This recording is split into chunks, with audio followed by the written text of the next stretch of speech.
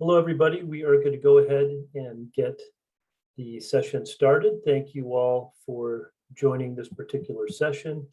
And I guess I shouldn't call them the newly announced changes, but what some of the most recently announced changes mean as it relates to CMMC 2.0 and how to prepare for compliance and security success.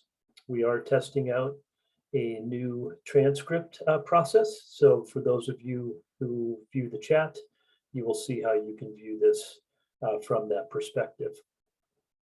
I'm Tom Leahy. I am the SVP of Sales and Business Development with SureShield, and I have our CTO, Chandi Bilagu, on the call with me, along with a couple of other folks who will assist us as we go through the process in answering questions you may have towards the end of the session. And we thank you all for joining during your holiday session.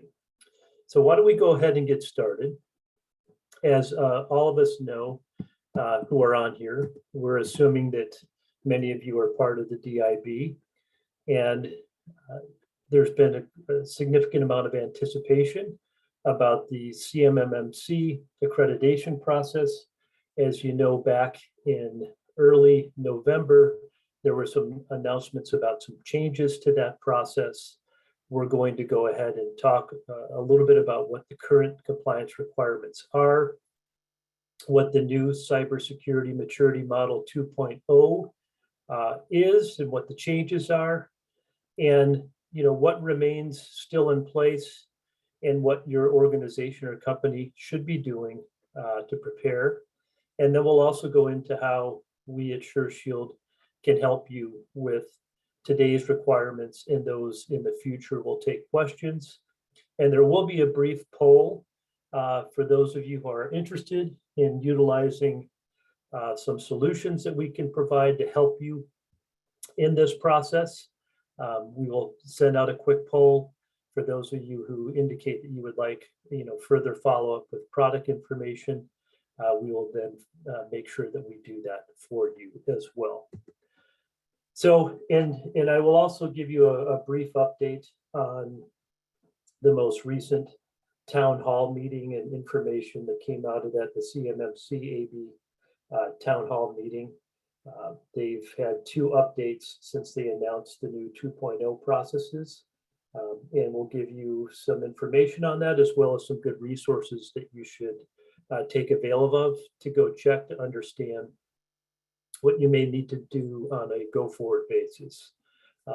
So as you all are aware, if you are part of the DIB, whether you're a supplier or whether you're in the CMMC AB ecosystem helping suppliers, as you know, currently, all of you are responsible for doing the NIST 800-171 assessment.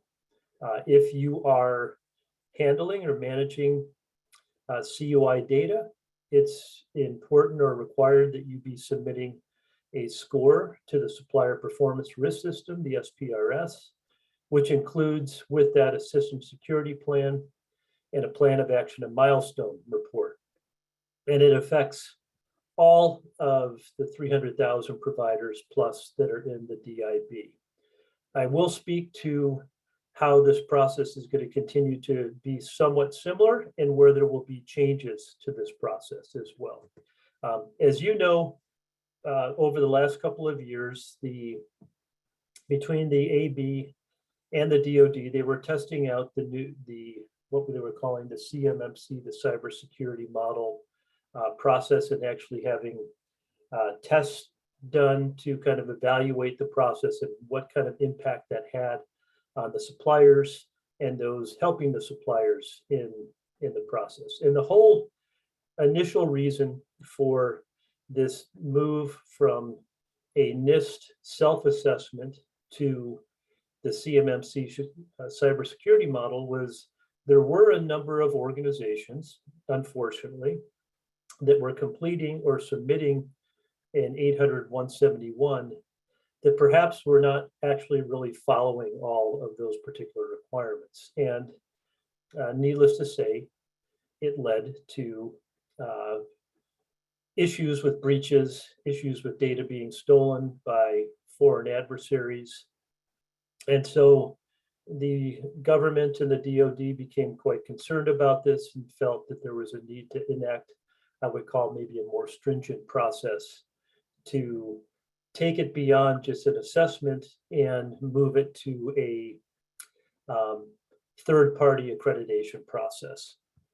And while that in all is great and good, I think what they realized over this evaluation time frame was it just wasn't necessarily practical for all 300,000 providers. Not all of those providers were necessarily handling critical CUI data, controlled unclassified information, which is really the foundation and the importance behind this whole program, which is making sure that data that is, sensitive and critical and nationally important is not accessible to adversaries who could use that for a variety of different purposes. And of course, again, and this will go into what's the go forward, as we see every single day, there are new issues with cyber attacks. And many of those, as they've said, there's many that we don't even know about, how critical they are or how dangerous they are. But it's not getting less, it's getting worse. And so it's extremely important that those of us that are supplying and providing services, and just for our own personal protections as people and as companies, are following good cyber practices to try to reduce this. So long story short, there was originally with the CMMC model, there were 5 layers of maturity that would be looked at, and that every supplier was going to have to be, would have to go through a third-party assessment or accreditation process on. And they realized that that was maybe a little bit too much, so they reduced a couple things. One, there were 5 different layers of what you might call cyber hardness, from your basic layers at level 1 all the way up to what we would consider your most critical, sensitive, secret information at a level 5. And I think they realized over time in this evaluation that was probably too many levels, and that by adding new on top of, they leveraged the NIST 800-171 as the foundational basis for this. And then went ahead and actually added some other, what we might call CMMC only related controls. Well, those have been eliminated. They're moving away from that. They're going to continue to use the NIST 800-171 as the foundation. And again, it wasn't an issue with the process, it's an issue with following the process. And I think they realized we don't necessarily need to add more. We need to make sure that what we have in place now is enforced. It also is going to allow a slight change to what we might call the accreditation process, meaning depending upon the level of sensitive information that you are dealing with, whether it's a CUI that's not deemed critically secret or important, or whether it's federal contract information, as opposed to having to go through a third-party audit, those organizations that meet those criteria will now be able to continue to do self-assessments that they will report. Now, they will add a significant layer of more enforcement behind that, meaning it's going to require an executive of your firm or that organization to sign off on this. They're going to have to do that on a yearly basis. And they will be most likely very not too pleased if there are any issues with that not being true. And so, I mean, there's even the potential for this becoming a false claim type potential if things are submitted and attested to that were being done and it's found out that they're not. So they've tried to ease up a little bit of what I would call everybody going through an accreditation process, but everyone's going to have to at least attest and submit, and they're going to have to sign off with an executive saying that they're doing that, and they're going to have to do that on a monthly basis. They also are still going to allow some level of a POAM to be provided, but they're modifying that in two different ways. One, there are going to be certain controls that you will just have to be implemented. You will have no opportunity to put that on a plan of action and milestone report. And anything that they do allow to put on there is going to have a very restrictive timeline as to when it has to be in place. So they're expecting to sign off on this new process in the next 9 to 24 months. With update, but that doesn't mean that the accreditation process is not going to continue to move forward. So at the recent town hall meeting, they indicated that the office, program of office management just recently released what they would call level 1 and level 2 assessment guidance. We'll go into that in a minute, but really with these, there's now going to be 3 levels, and they've given guidance on those 2 levels, so level 1 and level 2. As a note in this presentation, the content as well as the recording of this presentation will be made available to you, but I've just directed you to a URL that can get you to that level 1 to level 2 assessment guidance. They clearly indicated that the C3PAO accreditation assessments will begin in 2022. And they've also indicated that there will be very strong incentives that they plan to put in place to complete the assessment process, meaning you should go through or make sure that your company is well prepared and in place to do this and ready to attest and submit information. Those of you who do that are going to be in a better position to win new contracts and of course to maintain the ones that you have. But there was indications that while there will be a little bit more time around putting the final rule into place, they're still going to encourage and make sure that people are going through and following that NIST 800 171 process. And those that do and submit scores that show that they've met all the requirements are going to be in a better position to win new contracts. And they also, as they said, that these attacks continue. That is not stopping. So the quicker that we can get these kind of programs in place and that you can, as an organization, attest where you're at and begin to close gaps, the better it will be for you from a economic standpoint. And of course, the better it's going to be from you from a security standpoint. So they're saying don't hold off on, at least getting a sound understanding of the assets you have in the environment and where your critical data, particularly your CAI, is stored and how it is protected. So just briefly, as I mentioned, what these changes are, you can see there were previously 5 levels, from what we would call the basic hygiene levels at a level 1 all the way up to significant advanced CUI critical program protection. That has now been condensed down to 3 levels. So the foundational level still exists, those 17 critical practices that at a basis, regardless of whether you are handling federal information or even CUI data, you have to have these particular practices and these controls in place. And that's at the foundational level 1.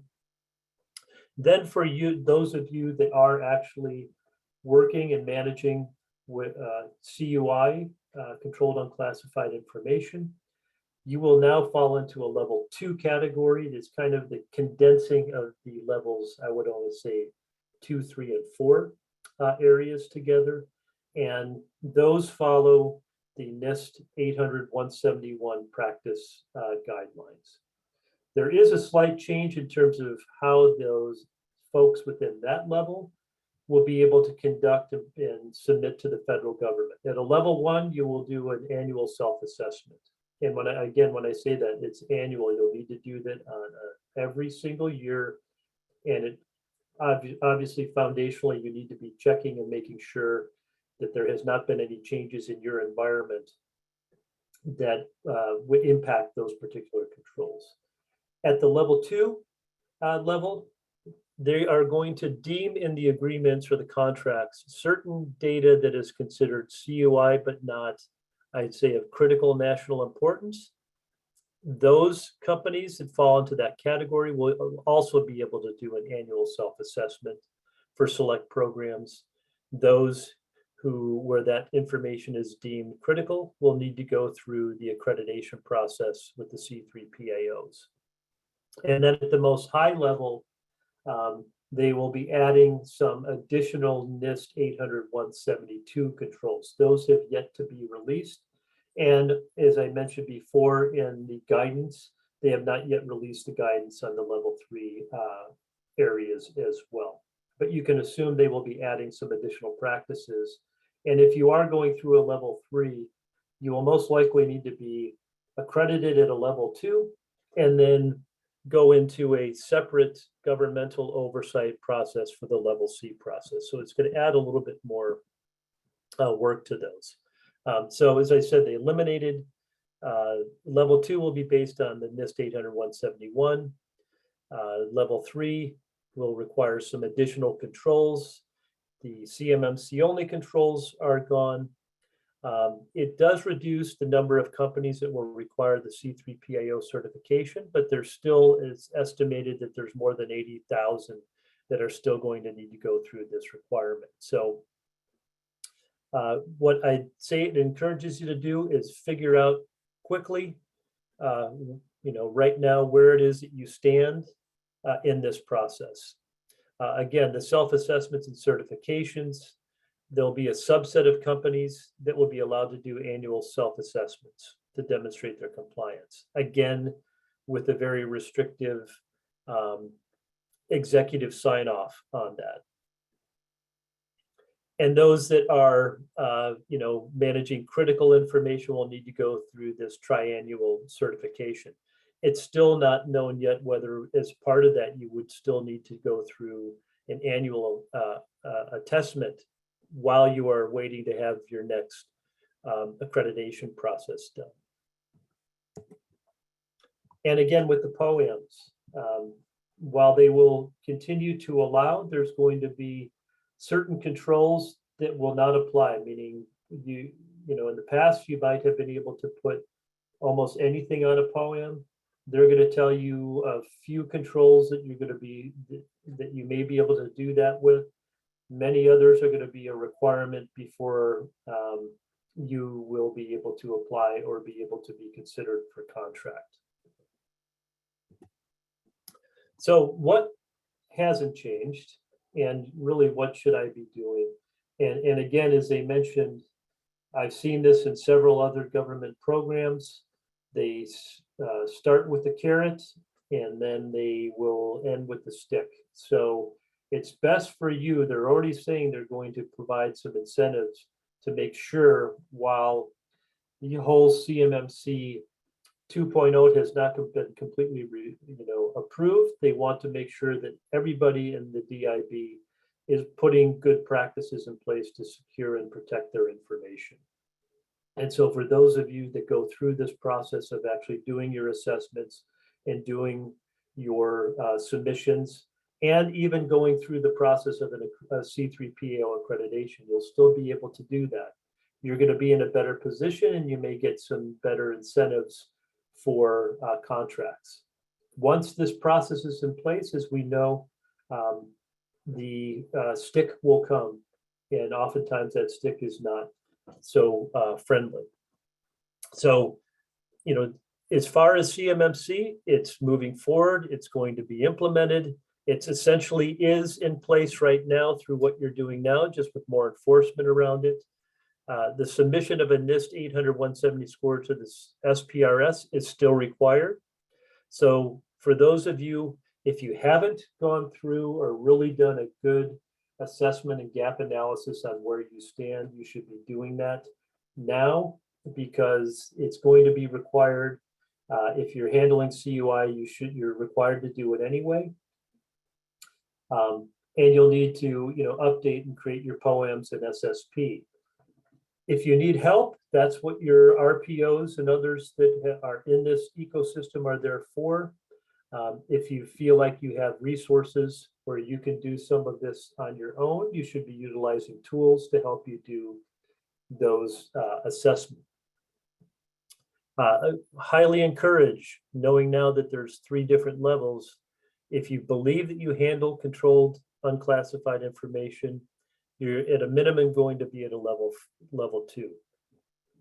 So you should be doing things to look at those controls. First of all, starting with those 17 basic hygiene controls, and then looking at the additional ones that come with the NIST 800-171, and understand where your data is sitting, what type of assets are housing that data. Not everything is necessarily cyber, although this is because we're moving to such a digital process, a lot of that is there, but you could actually still have very important information that's being stored in a safe or wherever that may be. So understanding and locating and evaluating where that is.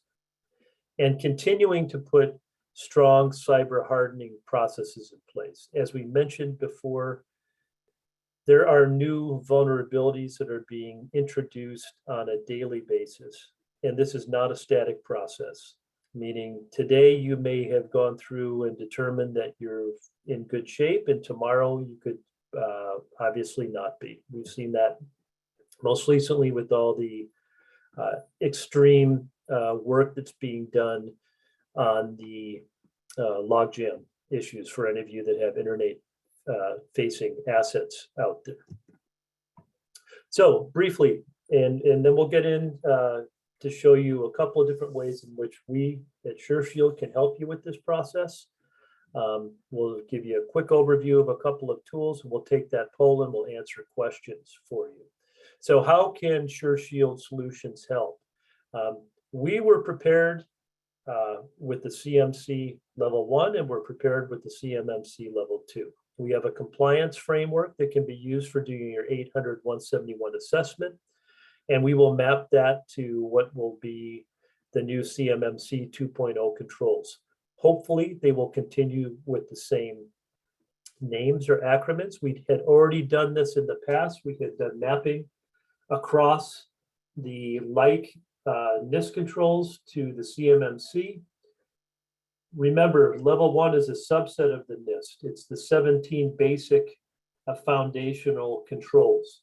So we already have that in place, and it's something that can be activated for you to go in and do that initial 17 control assessment. And then if you know or believe you're handling the CUI data, you have a framework to actually do your assessment, see where your gaps are, help understand how to close those gaps. We actually have software that can be used for helping you identify CUI data. In many cases, you're supposed to be, if there are documents that are coming to you, those documents should be classified and marked as such. And if as so, we are able to actually provide some utilities that can go in and identify that data, where it sits, what type of applications it's sitting in, and then helping you do some things to put further security controls on it.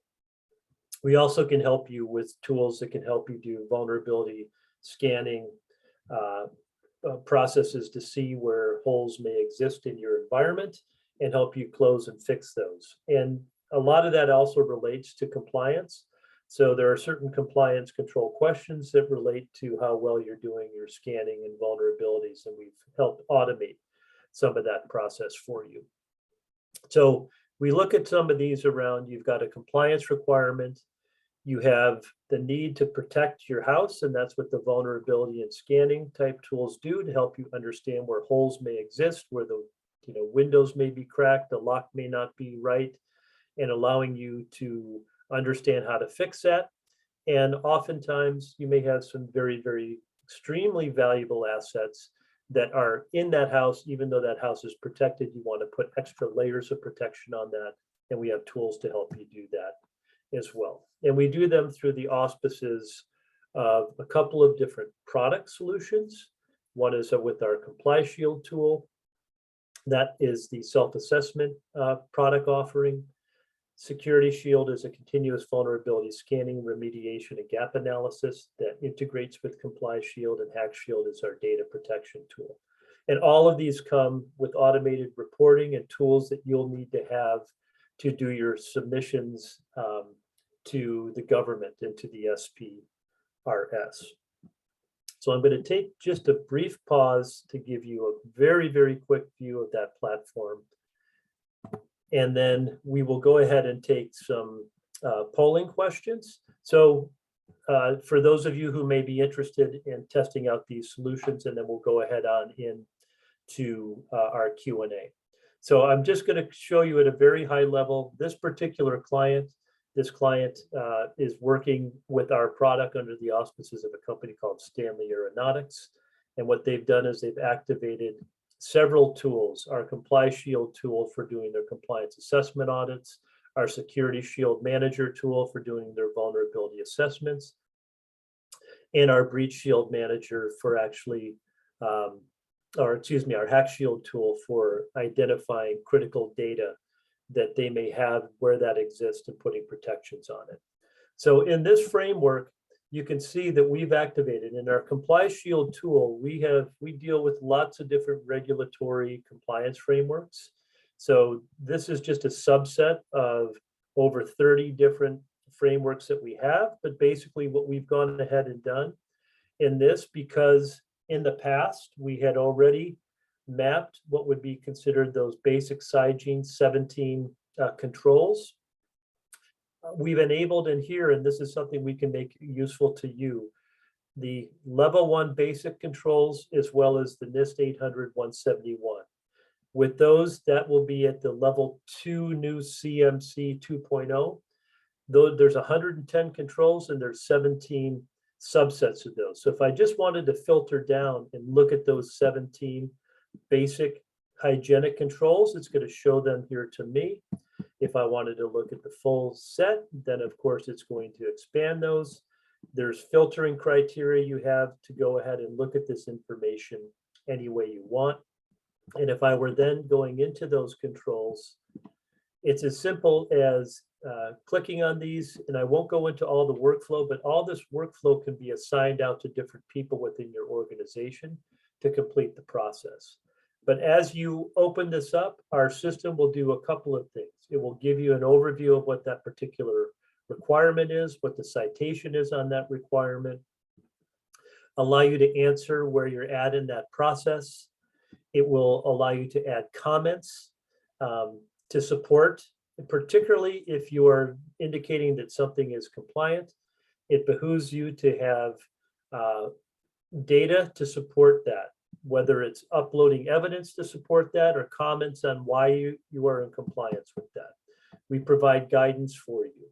So if you are looking at this and want to begin this process, we can help you with guidance as to how you evaluate and look at this. We also provide you with a pre-approved policies and procedures.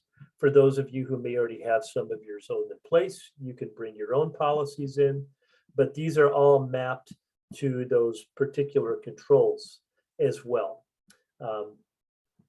So if I were to go back, I'm just going to come back here for a minute. And we'll go back into Stanley at that app level and also point out to you that there are policies that are also within here as well. The reason there's 22 here in theory is because there's 16 related to those NIST 800-171 controls, and there's 6 related to the CMMC as well. But you can see within here, this will show me those policies. If I've begun to answer questions, it can tell me which particular ones I have compliance issues with or not. And then of course, again, it allows me to do my gaps on those. And again, showing you that we've got these particular policies available. If you have your own, you can upload into these, you can edit these. And of course, it will show you where they're mapped to all those controls as well. As I've said, we're going to try to do this at a very high level for those who might be interested in sampling some of these. We've also, just so that you know, integrated this. In this case, this particular customer is also using a vulnerability scanning tool, and it's basically within this environment showing me that this particular customer has 40 what we would call host assets.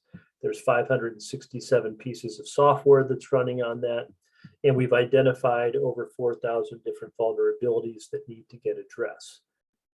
So it allows you to actually go into those and pick information and look at this in different ways to help you determine what you might need to do. So in this case, I might want to look at what are the ones that are the most critical vulnerabilities that I have. It will identify those. It will identify that IP. It will tell you what those vulnerabilities are.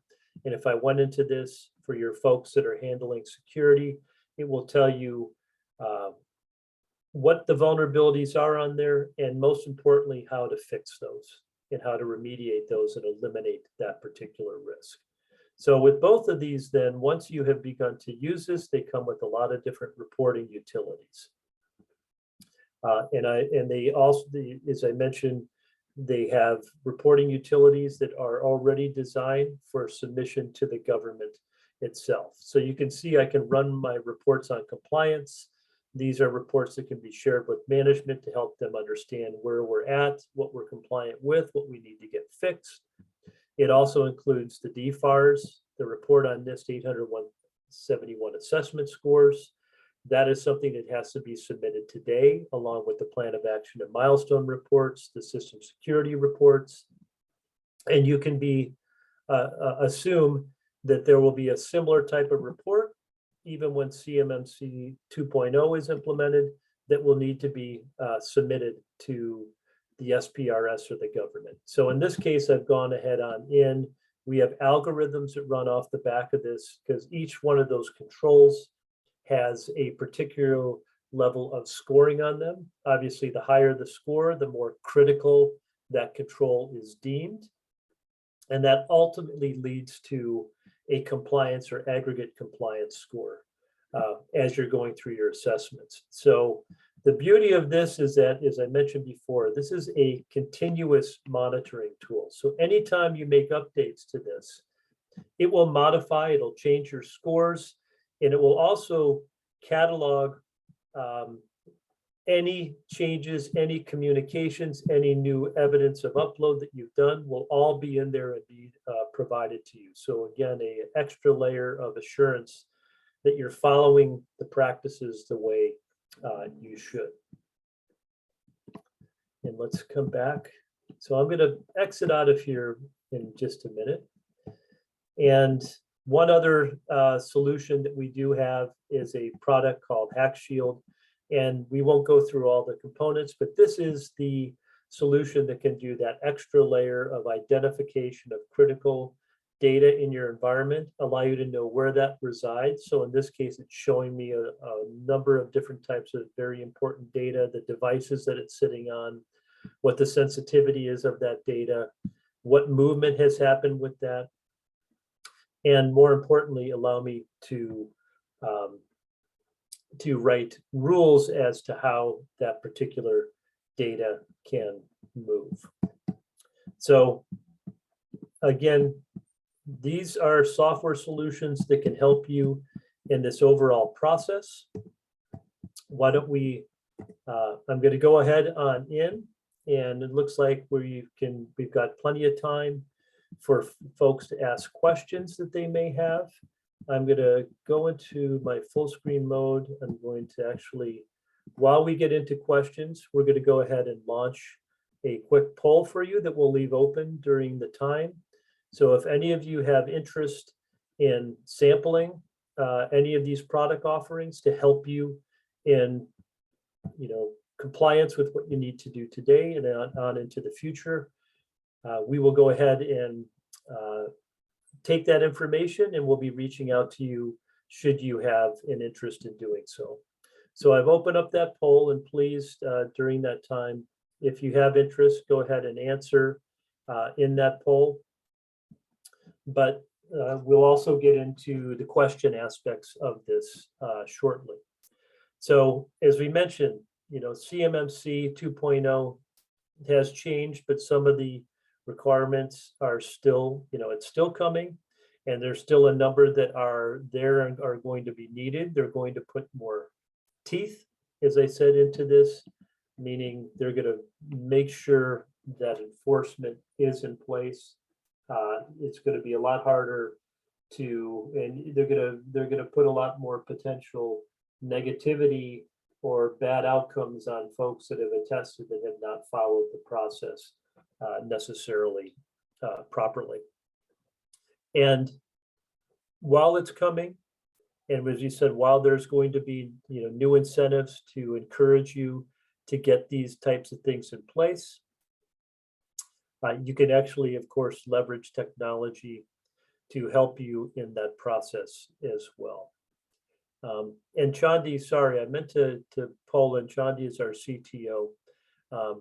Just to explain a little bit on the compliance assessment that I had gone through, how those elements map today, and why, how it can be useful to someone today, and even with the new coming CMMC 2.0 process.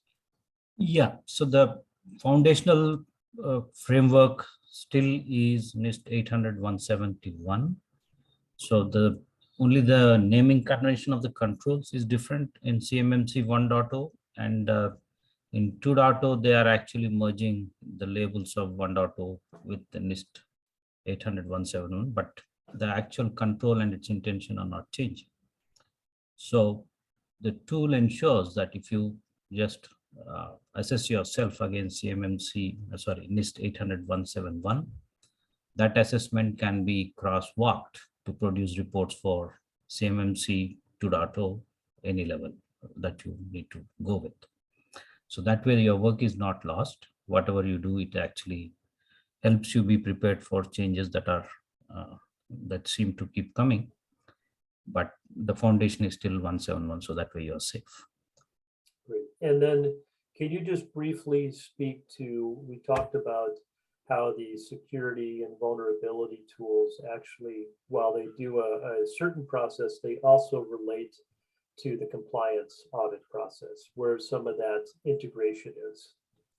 Yeah, so if you look at the controls, there are a couple of them. One is you need to actually run vulnerability scans to detect any deficiencies in your IT infrastructure that is hosting CUI, and also remediate them. The security shield helps detect those because we stay up to date with what all new vulnerabilities are there, and then provide remediation guidance. In addition, CISA, the Cyber Security Infrastructure Security Agency of the government, actually started putting out a list of known exploited vulnerabilities, and the guidance they have issued to all government agencies and recommended for all businesses across the country is to remediate them with specific deadlines on when they should be fixed by latest.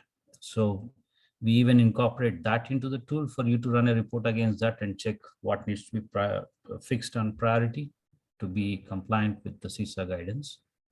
So it's quite flexible and quite adaptable to the changing conditions that we see today. Thanks, John. And I think that is even becoming more important because they're realizing that a lot of folks are not correcting these problems, and it's becoming an even more critical issue because of the nature of the attacks that are happening right now. So this is really to help even not just government agencies, but the general public provide guidance on what things they should be acting on right away because of the critical and dangerous nature of those particular vulnerabilities. And as he's mentioning, we've kind of married to that so we can help you understand if you have those in your own environment, where they are, and how to fix those. So why don't we go into any questions that folks have? I noticed that a number of folks have indicated, and I'm leaving the poll open until the end of the session for any of those who have interest in us following up with some opportunities to test these products. Those are free trials. Should you find them to be a benefit to you, you'll also find the costs of these are very, very economical. But we've got that information, and we will be following up with those who have indicated interest. But why don't we get into some of the questions that may be here? Yeah, Tom, there are a couple of questions I would like to answer. One is, sure. Does your software work in a classified environment? And another one is the product approved by government agencies? So the point is, this is a cloud version, that's a SaaS product. So it is hosted on Amazon Web Services. And the closest certification or approval that we could take is FedRAMP approval authorization. So we are in the process of getting that. It's not, I mean, there's no special certification for this as such, actually, because we don't really host federal government applications, or it's not hosting federal data. But at the minimum, what we could do is basically go for FedRAMP authorization. So that's what we are in the process of. Just providing an extra layer of security, Security and assurance for the customers that we work with as well. And was there another question, or was that answering those? Yeah, two? the other questions were MSPs, and so some of them I answered already. So I think we have some follow-up to do on that. Okay, and so pricing maybe. Yes. So for anyone who's interested, of course, our particular platform is leveraged in a couple of different ways. For companies and organizations that feel they have the necessary resources in place, they can utilize these tools directly. But oftentimes a good portion of the DIB doesn't have significant IT resources or support and services, so they work through MSPs, and we have a lot of managed service providers that leverage our platform to conduct their work. So if folks are on this that are MSPs, we do have an offering as well that's very useful to help manage your entire customer base. And I think most likely the folks who are in attendance at this meeting today are either going to fall into a level 1 or a level 2 categorization, and there may be some that are thinking on that level 3, but usually those are the huge giant primes that are really handling some really sensitive high level security information. So what is, again, can be quite useful for you is to, at a baseline, even with the Comply Shield piece, understand where you're at both a level 1 and a level 2 process to help you know what you need to be doing to get yourself well prepared for this. And so there is another question about, do we offer consulting to go along with the software tool?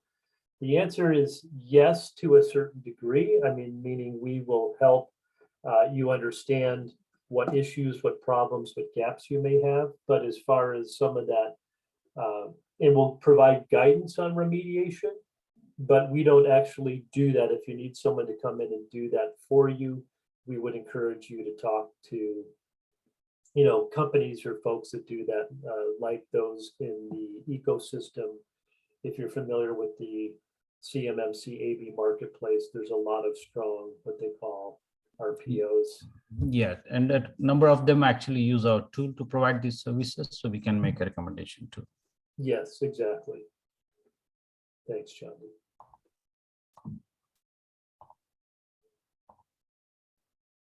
Other questions? Well, I hope that you all have found this information useful. I see that there were several chats, and I'm assuming Chandi and TJ and Randy, you have managed those, as I haven't been able to take a look at those myself. But again, first of all, appreciate you all taking your time out. With a lot of stuff going on, we have a new virus that's creating havoc, a holiday season, and really a ramped up